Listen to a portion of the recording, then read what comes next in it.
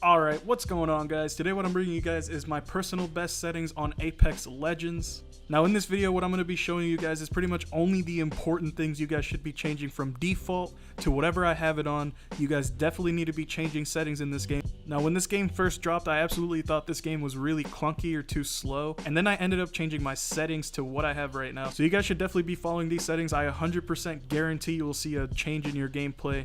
Alright, so right off the bat, what you guys want to do is change damage numbers from stacking to floating. Now as you guys can see on the right hand side, it'll explain exactly what you're changing. So what stacking actually does is show combined numbers of all recent damage, which doesn't really give you an accurate representation of how much damage you're actually doing to the guy, while floating actually does show you exactly how much damage you're doing. So I really find that useful, and that's the number one thing you guys should definitely change right here. Everything else I have on default, so we can move on to the next one. Here we have controller settings. Now on button layout, I actually don't have it on anything. I have it on default. I actually know a bunch of people that actually play on bumper jumper. I've never really found the point of that. I always just play on default on pretty much every game. Now the L2 R2 button dead zones are actually brand new with the season 1 update, so if you guys are curious, you guys should definitely change that for yourselves, but for me it's currently on default. This right here is the reason why I absolutely love this game, why I think it actually feels amazing now after I changed all of these settings right here.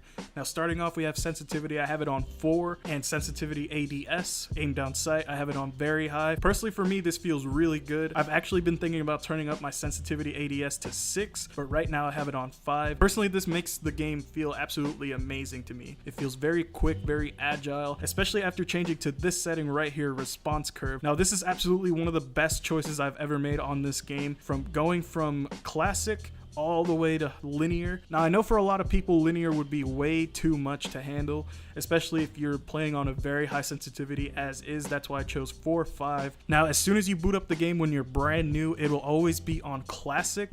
I definitely recommend working your way up from classic to steady to fine aim to high velocity, and then finally linear. It'll absolutely change how the game feels, but it will take you a little while to get used to, especially if you're coming from Call of Duty, Battlefield, or Rainbow Six Siege or something like that. It'll feel really weird. It'll feel like you're going crazy, but definitely just mess around with that.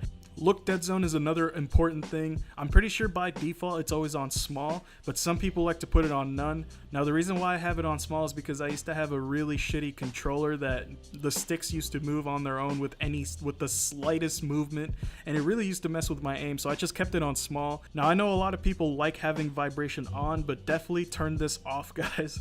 I know a lot of people can't wrap their heads around the fact that you won't be able to feel what you're doing in the game. I get that it's a big sense of immersion for some people, but when you guys are aiming in and actually shooting the gun, it has that small chance of really messing with your aim. So ever since I figured that out, I've always had this turned off on all of my games that I play. They added a new setting called advanced look control. Now if you guys look on the right hand side, it actually says disable some basic settings when enabled. Now you guys actually have to enable this setting, and if you back out, you'll see ALC enabled, which stands for advanced look controls, obviously. Now these are all the settings that get disabled when you enable this setting right down here. Personally, I'm not gonna mess around with any of these settings. I like it how it is right now, so I'm just gonna go ahead and turn that off. But for those of you who are really curious and really want to control everything about your settings, go right ahead and mess with this, but don't blame me if you get fucked up.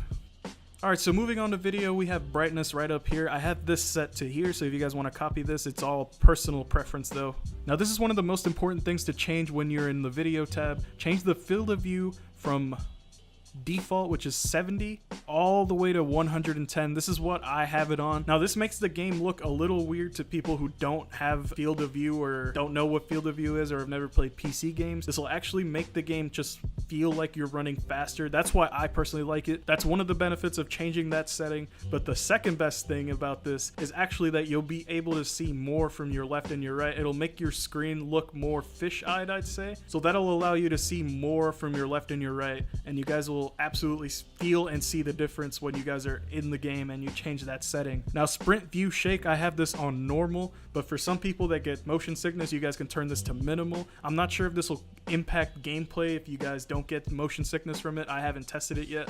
And finally, we have the audio setting. I have master volume on 100%, sound effect volume on 95%, dialogue volume on 57% because your characters are actually loud as hell to me.